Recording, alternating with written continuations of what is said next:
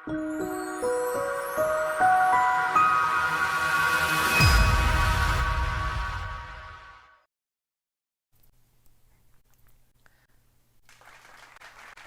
po ang ating Panginoon. Welcome po para po sa gabi pong ito ng ating pagtitipon. Magsasama-sama upang ating muling pag-aralan at alamin ang kalooban ng ating Panginoon. Sa ating pong pag-aaral para sa gabi pong ito, ating pong ipagpapatuloy po ang series po na siyang ating pong nasimulan. At katulad na ng pag-aralan po natin noong nakaraang Huwebes na napakaganda po at hari nawa ito po nagbigay po sa atin ng hindi lang basta pangunawa kundi ng pag-ibig at pagmamahal po higit lalo sa kaligtasang kaloob ng ating Panginoon at walang iba kung hindi po ang pagkakaloob po sa atin ng ating Panginoon ng kanya pong buhay at yan ay matatanggap natin ang buhay na walang hanggan sa pamagitan ng ating pagtalima o pagsunod sa mabuting balita. So purihin po ang ating Diyos na buhay. Once again, welcome po sa bawat isa po sa inyo at tayo po'y manalangin at humingi po tayo ng patnubay at gabay sa ating Panginoon. Samahan po ninyo ako, samahan po kayo naroroon at tayo po'y manalangin po sa ating Panginoon. Aming Ama, sa ngalan po ng iyong anak na si Jesus, ay muli kaming lumalapit at nagpapasalamat sa pagkakataong ibinigay mo po sa amin upang kami, O Diyos, ay umalam, tumuklas, Panginoon, ng kalooban po ninyo sa pamamagitan ng iyong banal na salita. Hiling at dalangin namin, linisin mo ang aming po mga puso at kami patawarin sa lahat ng aming po mga kasalanan. At amin pong dinudulog po sa inyo, mapagpalang Ama, na sa gabi pong ito, ibigay mo sa amin ang espiritu ng kaunawaan na amin pong maunawaan ng lubos, Panginoon, ang iyong mabuting balita, ang kaligtasang kaloob po ninyo sa bawat isa po sa amin. Hinihiling po namin, Panginoon, hindi lamang po namin basta po ito makita o pumasok lang sa isip namin, kung hindi pahintulutan mo, mapagpalang Ama, bawat detalye po nito ay mabigyan po namin ng pagpapahalaga at pangunawa, Panginoon, na lubos. Salamat po, tulungan mo kami sa bisa ng iyong Espiritu Santo. Ang usaping ito ay may kaugnayan sa kaligtasan, kaya gabayan mo kami sa Espiritu ng katotohanan po ninyo, Panginoon. Salamat, Panginoon, at kayo po ang siyang magbigay ng malalim, Panginoon, na pangunawa, conviction sa bawat isa po sa amin, na amin po, Diyos, na maibahagi rin naman ang kaligtasang kaloob mo po na ito sa aming mga mahal sa buhay, mga kaibigan, at bawat tao na nais mong ipaabot sa amin. Thank you so much. We give you praise and we give you glory. In Jesus' name we pray. Amen and amen and amen. So, purihin po ang ating Panginoon. Tayo po'y bumasa po sa salita ng ating Panginoon taken in the book of 1 Corinthians chapter 15, beginning from verse 1 up to verse 4. 1 Corinthians chapter 15, verse 1 up to verse 4. Moreover, brethren, I declare unto you the gospel which I preached unto you, which also you have received, and wherein ye stand, by which also ye are saved, if you keep in memory what I preached unto you, unless you have believed in vain. For I delivered unto you first of all that which I also received, how that Christ died for our sins according to the Scriptures, and that He was buried, and that He rose again that third day according to the Scriptures. And the book of Acts chapter 2 verse 38, Acts chapter 2 verse 38, then Peter said unto them, King James Version, repent and be baptized every one of you in the name of Jesus Christ for the remission of sins, and ye shall receive the gift of the Holy Ghost. Glory to the name of Jesus. So, purihin po ang ating Panginoon.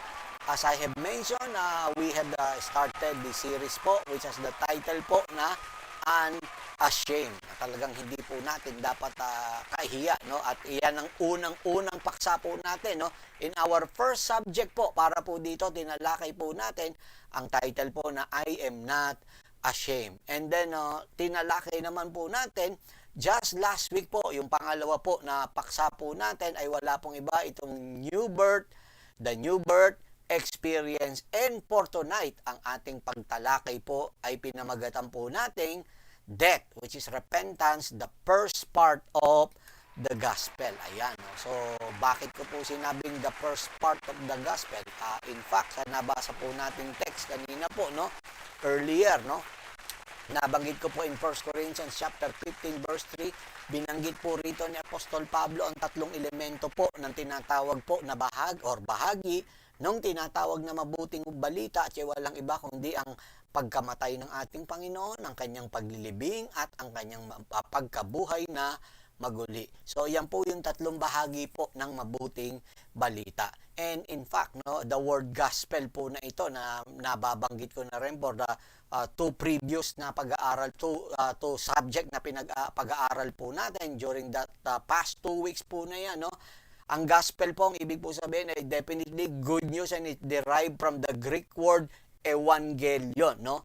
So, kaya kung titignan po nating maigi po sa salita ng ating Panginoong Diyos po, dito po sa kanyang po Word of God po na ito, makikita natin on the day of Pentecost, no, nung mangaral po si Apostol Pedro, yung kanyang kauna-unahang preaching, after po na bumaba yung Holy Spirit po for the first time, no, at yung mga tao na nakapakinig ng mensahe ni Apostol Pedro po na yun, ang tanong nila kaagad po in response, no, in response, take note in response, no, to the hearing of the gospel, ang tanong nila is, what shall we do? Ang tanong nila ay, what shall we do? Ibig sabihin, ano ang dapat naming gawin? So, ibig po sabihin, kapag tayo nakapakinig ng mabuting balita ng ating Panginoon, meron tayong dapat at nararapat gawin matapos po nating mapakinggan ang mabuting balita ng ating Panginoon, no? So, kagaya ng nabanggit ko nga, no, ito pong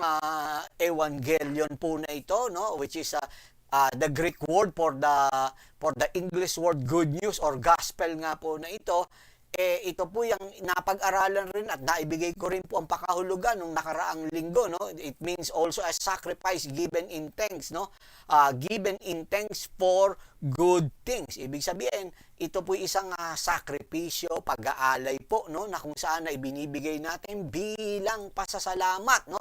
Pasasalamat saan po? Dito po sa mabuting bagay, mabuting balita na siyang atin pong natanggap. In fact, so sa New Testament, no, Theological Dictionary, ito po ang pagkakasabi po nila, no, in describing evangelion na sinasabi po, no. Okay, ito po ang pagkakasabi. Let's read this, no. Evangelion was a technical term for victory news. Ayan, victory news, tingnan niyo, in the Greco-Roman culture. The messenger appears, raises his right hand in greeting, and shouts loudly, "Rejoice! We are victorious!" Ayun ang sinasabi po. We are victorious. It is clear from his appearance that he brings good news. His face shines, his spear is adorned with laurel, his head is crowned, his wings a palm branch, joy fills the city, evangelia or sacrifices are offered, temples are garlanded, a celebratory race is held, crowns are placed on the sacrifices, and the one owned the message is honored with wreath. As a result, evangelion is closely associated with the idea of victory in the battle. O yun, ang isang napaka maigsi na pagpapaliwanag po rito, no? Ibig po sabihin, associated po yung Greek word na evangelion, saan po? Sa victory in the battle. That is why, every time na tayo po itatanggap nito pong tinatawag po na gospel or mabuting balita po or good news na ito, ibig po sabihin yan, yan po ay may kaugnayan sa ating tagumpay. At ayun ang isang napakalaking tagumpay kapag tinanggap natin ang mabuting balita ng ating Panginoon. And it is a convincing definition na kung ating titignan, yung pagan messenger, no, kasi Greco-Roman, sa kanila po, no, parang dinidescribe lang po yung pagkakapahulugan po nun. Ano po yung parang emosyon? Ano po yung damdamin? Ano po yung senaryo kapag ikaw ay tumatanggap ng mabuting balita? Like for example, yung naghahatid po ng mabuting balita na yun, he or she joyfully announces the good news of earthly victory, no?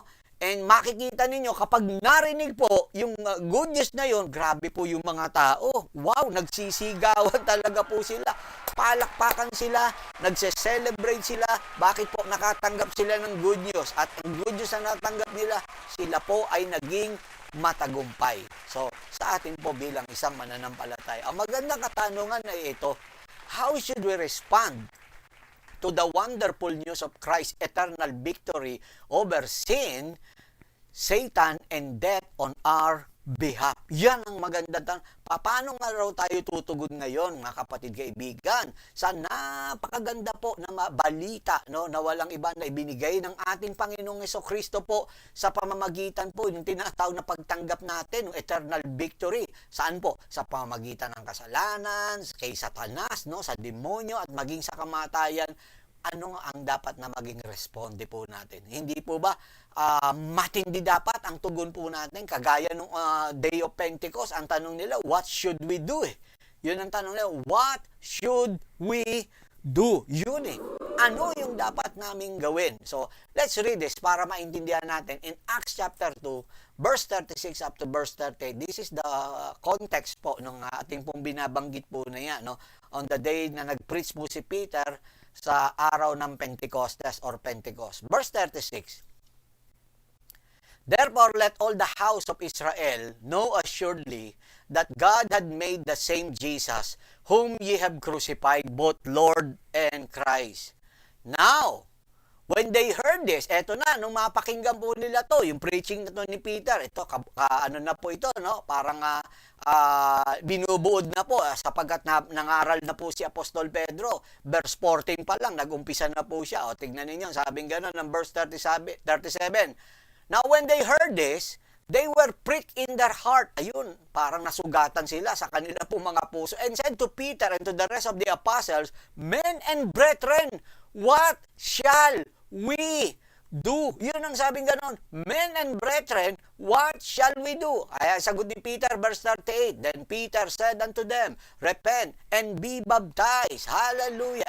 Every one of you in the name of Jesus Christ for the remission of sins, and ye shall receive the gift of the Holy Ghost. Okay. So, yan po ang pinaka-konteksto po niyan. Kaya dapat, ano ngayon ang atin pong dapat maintindihan patungkol po sa pag-aaral po natin sa unang bahagi po ng tinatawag na mabuting balita na walang iba sa kamatayan ng Panginoon na sumisimbolo naman po sa pamamagitan ng ating pong taos-pusong pagsisisi sa ating pong mga kasalanan. Okay, first of all, let's talk about this, no? The salvation plan is one of the most hotly debated or strongly contested in our time. The salvation plan is one of the most hotly debated or strongly contested in our time. Okay, ito po ay hindi po natin maikakaila sa ating pangkasalukuyang panahon. Inyong mapupuna po, isa sa marami po na nagtatalo-talo o pinagtatalunan, pinagdedebatihan, pinag-uusapan, at minsan nga yung iba nangyayari, pinag-aawayan pa. Ay wala pong ibang usapin patungkol po sa kaligtasan. Bakit po? Isang bagay na dapat nating makita at maunawaan, ang kaligtasan ay napakahalaga. Kaya tama lang na iyan po pag-usapan, tama lang na iyan po talakayin, at tama lang na iyan po ay talagang isa puso sa in terms ng sa pagiging seryoso, ika nga na usapin. Sapagkat ang pinag-uusapan po natin ay dilit walang iba kung hindi ang kaligtasan ng ating kaluluwa. But sad to say, no, makikita po natin, marami po nagpipreach sa panahon natin. Nagpipreach, sinasabi ng one church, they've been claiming that they've been preaching the gospel, and this gospel is this, is and that, whatsoever, no. Ang makikita po natin sa napakaraming churches na nangangaral po nung tinatawag po na gospel, ay kinakailangan ay ito po'y masilip natin, mabusisi natin, at mapag-aralan po natin, uulitin ko, na iyan po ay dapat hango po sa salita lamang ng ating Panginoon. But what we can see in our time, especially in our present day po na ito, in the modern day po na ito, na time po natin, the majority of gospel messages preached today are diametrically opposed or inconsistent with what Jesus Christ and the apostle preach. Yun. ang siyang mabigat po dun sa bagay po na to. So, majority po, ibig po sabihin, karamihan, no? Malaking bilang po ng mga gospel messages, no? Na ipinangangaral sa pangkasalukuyang panahon po natin ito, ay ito po'y lumalaban po ng direkta or hindi po ito consistent or yun nga, inconsistent sa mga itinuro ng ating Panginoon at ng mga alagado ng mga apostol na kanilang ipinangaral, no? So, makikita po natin yan. It is because one thing, no, na makikita po natin is they lack nearly all the important or major points, no, that Jesus Christ and the apostle preach. Nung makikita po natin sa mga pangangaral po at maobserbahan po ninyo yan, no, kung inyong isisilipin, sisipating maigi po, ito po nga pangangaral po na yan. Yung plan of salvation po ng bawat churches, iba-iba eh. Kaya hindi po natin masasabi na, kumbaga po, if the salvation will be the roadmap to heaven, iba-iba po nung roadmap. Bagamat sinasabi nung iba, iba-iba man ang roadmap, pero kung basta doon ang tungo, mahalaga pa rin yan. Doon pa rin tayo magkikita-kita. Ay sana nga, ganun nga ang mangyayari. Pero hindi po ganun eh. Iba po ang sinasabi po ng salita ng ating Panginoon. So, most churches po or most denomination nowadays po, iba po yung kanila pong tinatawag na pangangaral pagdating po dyan. So, kaya tayong lahat ay nag-aaral po sa salita ng Panginoon at napakahalaga po nito. Maraming mga churches po, minsan nga mga malalaking churches at mga mahuhusay po at magagaling na mga pastor. Ako po mismo hanga sa kahusayan at galing po ng mga pastor po na yan, no? Pero pag pinaliwanag po nila ang usapin patungkol po sa kaligtasan, medyo parang nahihiwalay po at naiiba sa turo ng ating Panginoon at ng kanyang mga alagad, no? So makikita po natin na parang sasabihin natin, anyway, we're all going to the same place. So wag na nating pagtalunan yung doktrina. Yan ang sinasabi nila lagi. Palusot nila. Pag-usapan na lang natin ang pag-ibig ng Panginoon. Tama. Hindi po tayo kumokontra po doon sa pag-ibig ng Panginoon, pero kailangan mai-address natin ng tama ang tinatawag po na gospel na ipinangaral ng ating Panginoon at maging ang kanya pong mga alagad, no? So makikita natin kung halimbawang gano'n ang obserbahan po ninyo kapag ganyan po ang isa pong ministro, ang isang church po at ganyan ang kanila pong pananaw, pasensya po at pasintabi po sa inyo pong lahat, no? Tahasan ko pong masasabi po sa gabi pong ito na yan po ay mali. Yes, mali po yan. Bakit ko po sinabi? Kasi hindi po pwedeng mag-compromise po tayo pagdating po dyan. I want you to understand it that there are not 10 or 20 ways to be saved. Totoo po yan. There are no 2, 10 or 20 ways to be saved. There is only one way to be saved according to the Bible. Ang Bible po ang nagsasabi po niyan. Isa lang ang pamamaraan ng kaligtasan. At kaya alam natin, walang iba of course ang ating Panginoong Jesucristo, no? Now, what matters is God's opinion. Pagdating po sa usapin po na to, it's not my opinion, it's not your pastor's opinion, it's not the church's opinion, no? Hindi po yan ang siyang mahalaga po at importante. Kasi kung atin pong titignan po, yung alam ko marami po sa inyo maaring maunsyami po sa akin sa mga oras po na ito. Kasi po, yung kataga po or the phrase, accept Lord Jesus as your personal Savior, it does not appear in the Bible. Yes. That word for word po na yan, hanapin po ninyo, tanungin po ninyo ang inyong po mga pastor kung saan verse po na maipapakita po nila na sinasabi, tanggapin mo sa puso mo ang Panginoon bilang sariling tagapagligtas.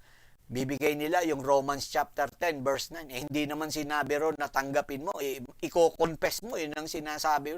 Pagpapahayag po yun ng pananampalataya. Pero yung salitang accept the Lord Jesus Christ as your personal Savior, wala pong ganyan po sa Biblia po. Totoo po yan. Bagamat ako sinasabi ko, yung you have to really acknowledge, of course, the Lordship and of course, the kingship of our Lord Jesus Christ. Pero yung para ito yung sabihin mong daan para ikaw ay maligtas, medyo wala pong ganong aral po ang Biblia at ang mga apostol ay wala rin pong ganong itinuro. In fact, kung titignan po natin, hindi po mahalaga na tanggapin po natin ang ating Panginoon. Kung tutuusin, ang mahalaga po at dapat na mangyari ay yung tayo po ay matanggap ng Diyos. Di po ba? Yung tayo tumanggap sa Panginoon, ang problema ron, tinanggap mo Panginoon, ikaw ba tinatanggap ka? Yun ang siyang mabigat po ron. So, kinakailangan, makita po natin na tayo po ay maging katanggap-tanggap rin sa ating Panginoon. Ephesians chapter 1 verse 6, ito po ang pagkakasabi po ng Bible. Ephesians chapter 1 verse 6, ang sabi pong ganun, to the praise and glory of His grace wherein He had made us, ayun na, He had made us accepted in the beloved. Ayun praise God. Ginawa raw po tayong katanggap-tanggap o tinanggap daw po tayo. So, ang mahalaga na tayo po ay matanggap. Regardless of what various denomination na kiniklaim po nila, na tandaan po ninyo, there is only one salvation message, no? It is not that we are correct and they are incorrect. Tandaan po ninyo, it is that the Bible is right, no? Or correct, and everyone else is wrong. Medyo may kaanghangan po itong pangasalita po na ito, kapatid kaibigan, no? Tandaan po ninyo, it is not that we are correct and they are incorrect. It is that the Bible is right and correct and everyone else is wrong. Yun po ang punto puro, kasi yung iba, ang sinasabi nila, hindi, ibig sabihin, kayo lang ang ligtas, kayo lang ang tama. Ay, hindi po ganun po ang usapin puro. Ang pinag-uusapan po natin, yung Biblia po ang siyang tama. Siya po yung tama, at yung kung kahit na sino mang kokontra po dito po sa Biblia, mali po. Kasi kinontra po ito. Lahat ng kokontra po sa Biblia, mali po. Yun po ang ibig sabihin lang po nun. Now, let's move to the next, no? The original altar call of the New Testament Church. Ayan, ganda nito. The original altar call of the New Testament. Kasi ngayon, ang altar call po sa panahon po natin, in this modern world po na ito, na masasabi rin natin, yung ikaw ay lumapit sa Panginoon at mag-pray ka ng sinner's prayer, wala naman pong masama pagdating po doon sa bagay po na yan. No? Hindi po natin yan na sinasansala, ngunit datapwat subalit, hindi po yan ang siyang magiging daan para maligtas agad ang isang sino man tao, na kapag ikay nag-usal na ng dasal po na yan, matapos mong bigkasin, wikain po yan, ibig sabihin, tapos na, ikaw ay ligtas na, no? Kasi kung titignan po natin, ito ang original altar call of the New Testament, no? Now, nung nakaraan, nabanggit ko po ito at babanggitin ko rin po ito ngayon, no? There are three that bear witnesses, the Spirit, the water, and the blood. And these three agree in one, no? So, kung titignan po natin maigi at bubusisiin po natin, ito po'y na-experience natin, ito pong blood, water, and spirit nung nakaraan na tinalakay po natin, no? So, hari nawa sa inyo pong lahat, kung meron po sa inyong hindi nakakapanood, I highly suggest that you may drop in this YouTube channel at hanapin nyo po yung paksa po namin nung nakaraang linggo, which has the title, The New Birth Experience. Napakaganda po. Ako po nagsasabi po, marami po tayong matututunan sa bagay po niyan. 1 John chapter 5 verse 7 and 8. Let's read this, no? 1 John chapter 5 verse 7 and 8. For there are three that bear records in heaven, the Father, the Word, and the Holy Ghost. And these three are one. And there are three, there are three that bear witness in earth. Ano po yan?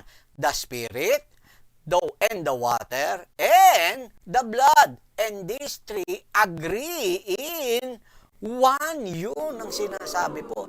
That is why, listen to this, no? Itong pagkakawika na to ng 1 John chapter 5 verse 7 and 8 po na ito, lalo na yung three that bear witness, no? In earth, the Spirit, the water, and the blood. And these three agree in one, no? There were three elements involved in deliverance of the Israelites from Egypt. Na pag-aralan rin po natin yan nung nakaraan. Natatandaan po ninyo yung table na ibinigay ko po sa inyo. So number 1 is the blood on the doorpost, no?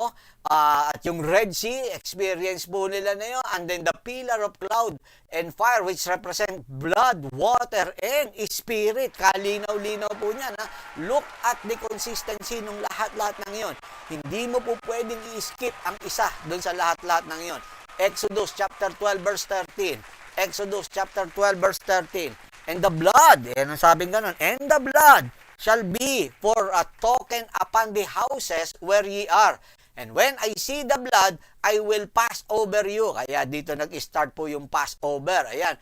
And the plague shall not be upon you to destroy you when I smite the land of Egypt. Yan. And 1 Corinthians chapter 10 verse 1 and 2. 1 Corinthians chapter 10 verse 1 and 2. Moreover, brethren, I would not that ye should be ignorant how that all our fathers, eto na, were under the cloud, eto na, and all passed through the sea, and were all baptized unto Moses in the cloud and in the sea. Yun ang linaw, kapatid kaibigan, no? Sinasabi po, kita ninyo, kahit po sa kanila, inelaborate pa po ni Apostol Pablo, ito po nga, crossing at the Red Sea experience, magmula doon sa, siyempre, yung blood on the doorpost po, yun po, pag nakita po yung dugo, wala pong tatamaan po na tinatawag na salot. Kung sino man ang meron dugo po sa doorpost po nila, sa pinakahamba. At yung pagtawid po nila sa dagat po nila, representing po, no, figuratively ng water baptism at yung tinatawag nga na ano po, yung clouds of fire po na yun, no, na kasama po nila. At binabanggit nga po, yung spirit nga po yun, nagre-represent, no? Lahat po yan. Makikita nyo yung consistency po, no? So, that is why, kung if you will remember, last week din, nabanggit ko, no, there were 3 pieces of furniture involved in the atonement. Ano-ano po yan, no? Ito pong in the tabernacle, no? The brazen altar, the brazen laver, and the ark of the covenant. At lahat-lahat ng ito po ang nire-representa blood, water, and spirit na naman, kapatid kaibigan. So kaya sa atin pong lahat na naririto, kalinaw-linaw. And that is why this gospel that Paul had been preaching nung panahon niya na yon, hanggang sa panahon natin ay dapat na maipangaral. Paul said that the gospel has 3 elements, no? And that is why the very reason Paul said that the gospel has 3 elements, no? Meron po na 3 po na elemento po. Ito pong tinatawag po na gospel po na ito. At ano po ito? Let's read this one again, once again. Ito pong text natin for tonight, no? 1 Corinthians chapter 15, no? Verse 1 and 4. Ay ko-correct ko lang yan. That's chapter 15 po, no? 15 verse 1 to 4. Ay, balik mo na lang siguro sa text natin nung umpisa, direct, no? Okay. So, 1 Corinthians chapter 15 verse 1 up to verse 4. Ayan, para wag ma-confuse. Praise the name of Jesus. Okay, no? Sorry po pa sa typo error po natin na yan, no? Okay, pero ito okay naman, tama naman po ito. Moreover, brethren, I declare unto you the gospel which I preach unto you, which also you have received, and wherein ye stand, by which also you are saved, if you keep in memory what I preach unto you, unless ye have believed in vain. For I delivered unto you first of all that which I also received, how that Christ died for our sins according to the scriptures, and that he was buried, and that he rose again the 3rd day according to the scriptures. So therefore, listen to this, no? Lumalabas, kalinaw-linaw po, no, that the original altar call of the New Testament church contains all these 3 elements po na ito, no, of salvation. Ano po ito? That is the blood, the water, and the Spirit. Ayan, ang napakalinaw po. Acts chapter 2, verse 38. Once again, let's read this, no? Then Peter said unto them, repent and be baptized, every one of you, in the name of Jesus Christ, for the remission of sins, and ye shall receive the gift of the Holy goes. And that is why kaya nga po na ipapangaral po natin yung tinatawag po na yan na gospel po. Yan po ang gospel. As enacted by the Lord Himself, siya po'y namatay, inilibing at nabuhay na maguli. And it will be enacted by those who will believe. Reenacted by those who will believe. Through repentance, through water baptism, and through receiving the gift of the Holy Spirit. Yan po yan. So ngayon, dahil ang first part ng gospel ay repentance, para maunawaan po natin ito, let's give it parang a portion na maintindihan natin this word repentance, what it is and what it is not. Ayan, what it is and what it is not. Okay.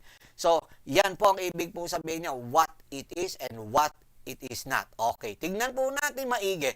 Now, una po sa lahat, pag-aralan natin what it is not. Ano po yung hindi ang repentance? Okay, so when we talk about repentance, repentance is not the same as penance, no? Hindi po yan yung sinasabi nga po na penance which is doing certain acts of devotion required, no? By a priest to receive the absolution for sin, no? Which is yan yung tradisyon, no?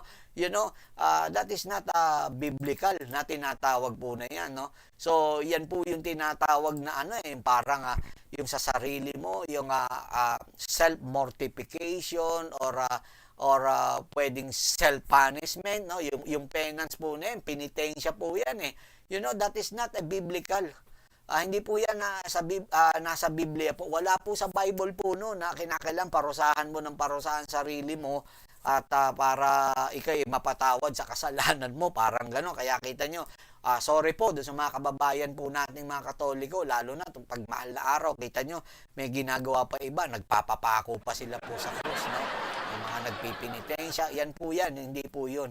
Sabi po ng Bible, Isaiah chapter 64 verse 6. Ito po ang pagkakawika ng salita ng ating Panginoon. But we are all as an unclean thing, and all our righteousness as filthy rags. No?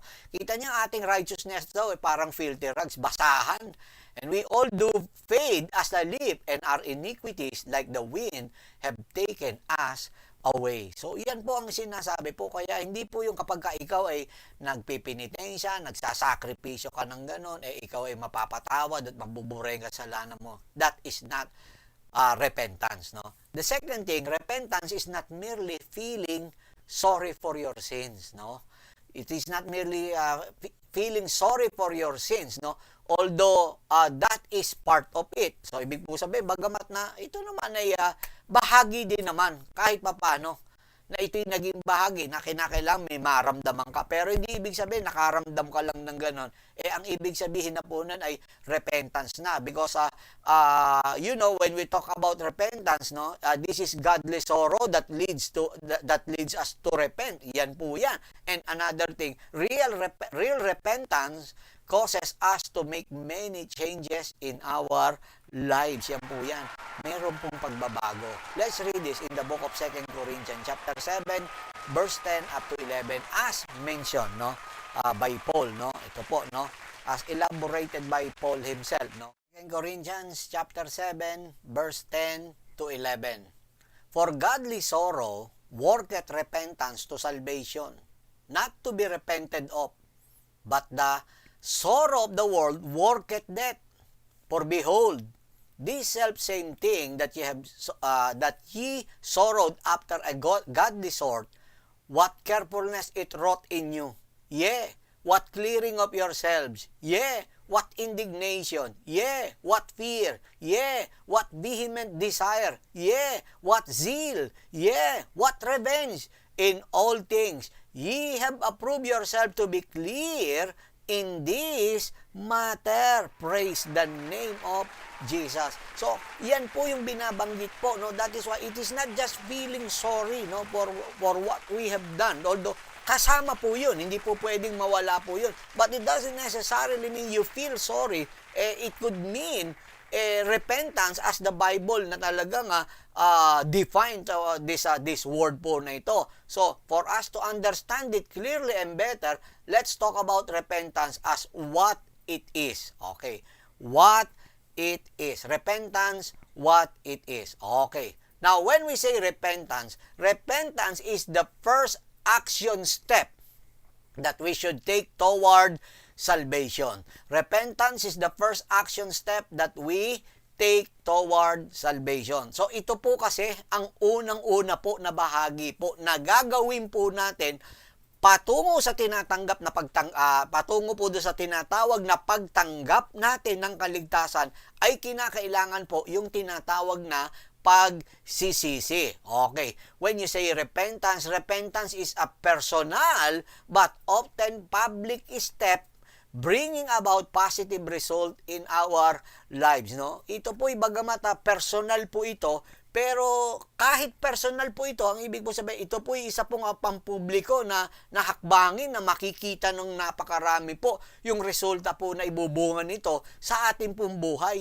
Yan po yung tinatawag po na pagsisisi because we have this what we call sinful nature and when we have committed sinful acts, no, right before our God. Therefore, it is essential na tayo po ay magsisi po talaga sa ating po mga kasalanan. And when we say repentance is a turning around. Repentance is a turning around or an about face, an inward change of attitude leading to an outward change of action. So, kaya itong bagay na to, kung hindi po ito magaganap at hindi makikita po ito pong bagay na to, yung ating pong tinatawag na pagtalikod, yan po ang repentance po pagtalikod po sa kasalanan, no? Hindi po, at kung wala pong ibubunga po yan na makikita, hindi po masasabing yan ay pagsisisi. Matthew chapter 3 verse 8, ito po malinaw na sinasabi po ng Matthew chapter 3 verse 8, bring forth therefore fruits, meet for repentance. Yun kinakailangan po talaga. Ay meron pong pagsisisi, ay kinakailangan po, ay meron pong pagbabago. Ibig po sabihin, kung walang pagbabago na magaganap po, ay wala pong tunay o genuine or 100% na repentance na sinasabi. Ito nga po ang sinasabi, no? Pagdating sa usapin ng pagsisisi, kinakailangan para makita po ang tunay na pagsisisi, may bunga po yan, kapatid, kaibigan. May bunga at ang ibubunga niyan ay pagbabago sa ating pong mga buhay.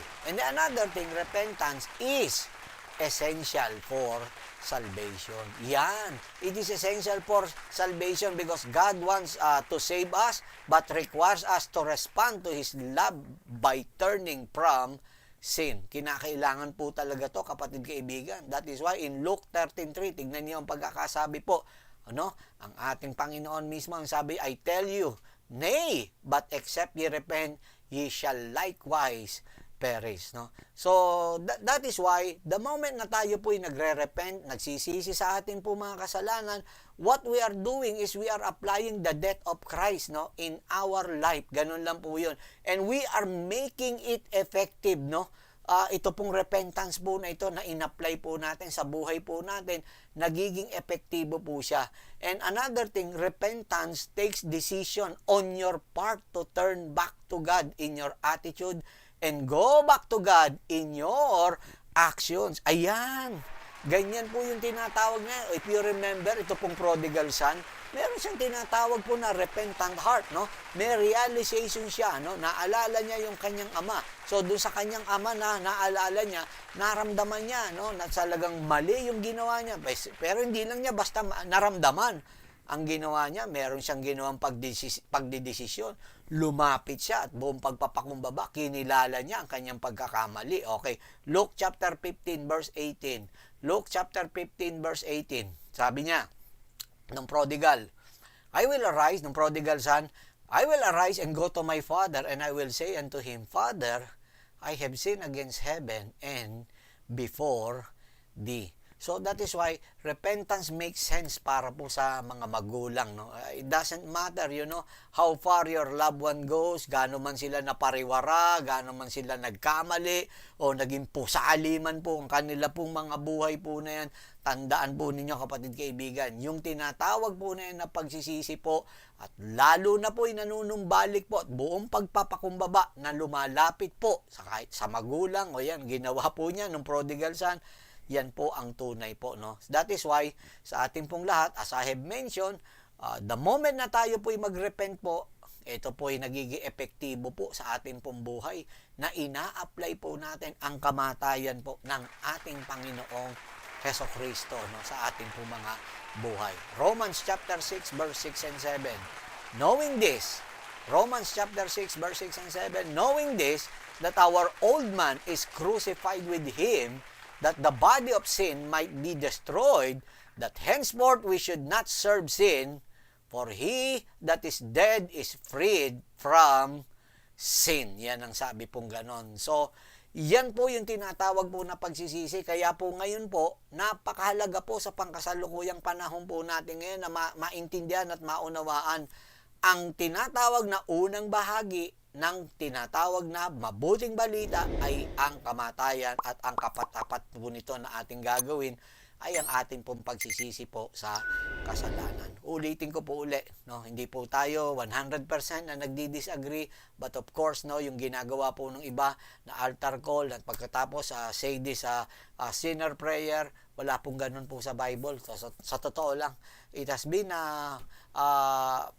decade na gusto ko na nga pong talakayin po yung bagay po na pinag-aaralan ko po maigi po yan, paano ko po ma-i-deliver po sa inyo.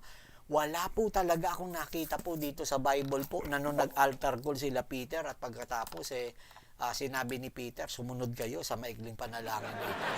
Bagamat yan, ako po, ginagawa ko rin po yan to guide the people how to repent of their sins. Pero alam mo niyo, hindi lang po sa salita ang repentance action word. The repentance is an action word na makikita po yan sa buhay po natin. Iginaguide lang po kayo, paano po kayo lumapit sa Panginoon, but it doesn't necessarily mean, ulitin ko po uli, it doesn't necessarily mean that when you utter those prayers, the sinner's prayer, you will be saved. Hindi po ganun po ang sinasabi po ng Biblia. Ulitin ko, tayo mang ginagawa, ako mang ginagawa ko man po yan, pero tandaan po nyo, yan po'y gabay lamang po kung paano po kayo mananalangin ng pagpapakumbaba. Ngunit ang lubos na pagsisisi po ay yung tinatawag po na pagtalikod po sa ating pong mga kasalanan. So if you have any questions, comment, disagreements, amens, no, please feel free to comment below. And if you have any enlightenment, encouragement, no, or inspiration about this video,